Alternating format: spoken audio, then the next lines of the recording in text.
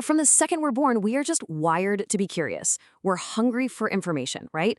I mean, look at what we've done. We built the Library of Alexandria, we matched the entire human genome, and now we've got the internet, basically all of human knowledge sitting right there in our pockets.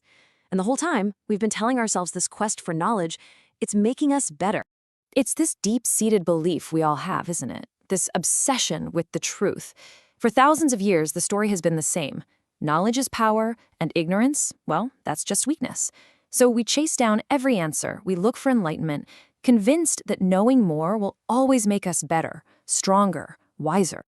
But is that really true? Is all truth a good thing?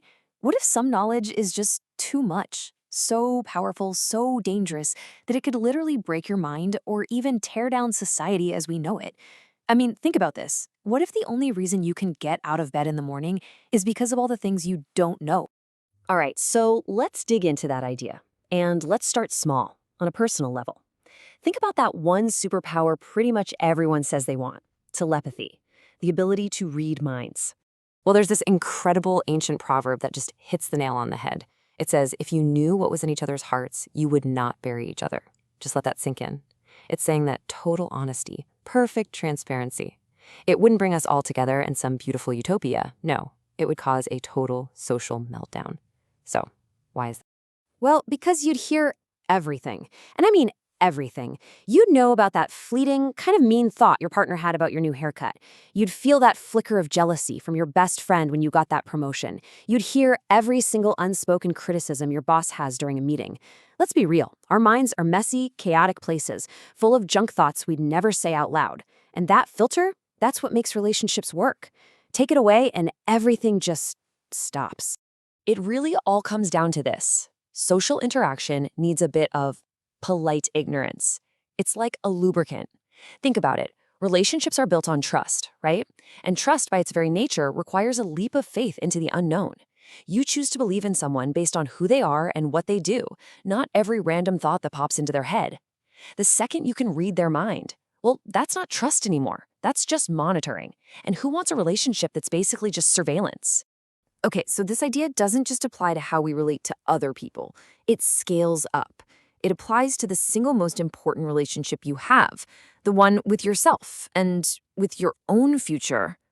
So let me ask you a classic question, but I want you to really, really think about it for a second. Would you want to know the exact date, the exact time of your own death? What would you actually do with that knowledge? See, that's the trap of fate. It's a total lose-lose situation. Let's say you find out you've got another 50 years. Great, right? Well, maybe not. You might just get lazy, arrogant. You'd put everything off thinking, I've got plenty of time. You'd waste your whole life waiting for it to really start. On the flip side, what if you find out you die next week? You'd be completely paralyzed by fear.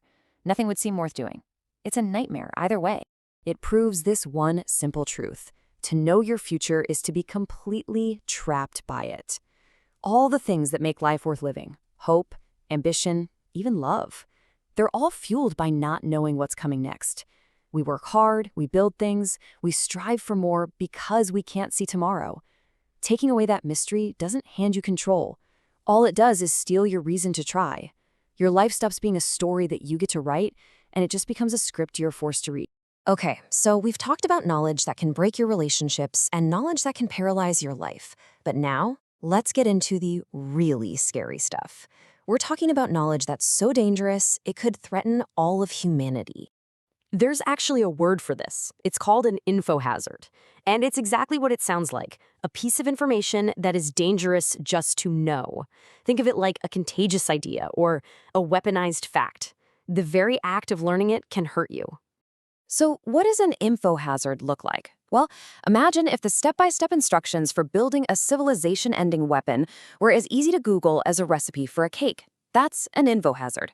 Or how about some of those creepy AI thought experiments, like Roko's Basilisk, where just thinking about the concept could theoretically put you in danger. And then you have the big ones, the cosmic, Lovecraftian-style truths, the kinds of facts about the universe that our little human brains literally can't process without shattering. Here's the bottom line. Our brains were never designed to understand everything. They evolved for one purpose, really, to help us survive here on Earth, to find food, avoid being eaten, and hang out in small groups. We function by wearing a set of blinders, focusing on our little slice of reality and pretending it's the whole picture. If we saw everything, the true, absolute, infinite cosmic truth, it probably wouldn't be enlightening. It would just be maddening. So where does that leave us? After talking about all this dangerous, forbidden knowledge, maybe it's time to completely rethink our obsession with truth. What if our limitations aren't a bug, but a feature?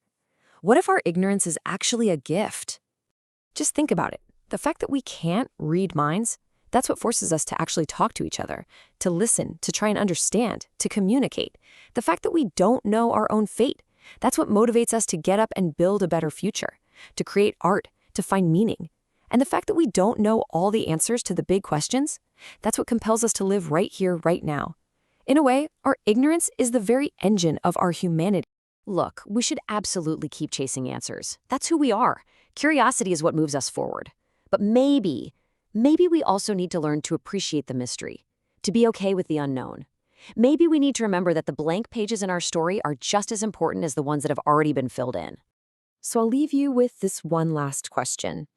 Imagine someone handed you a book, and in this book was every single truth of the universe, every thought anyone has ever had about you, the exact date and time of your death, the answer to every single cosmic mystery. After everything we've talked about, would you open it?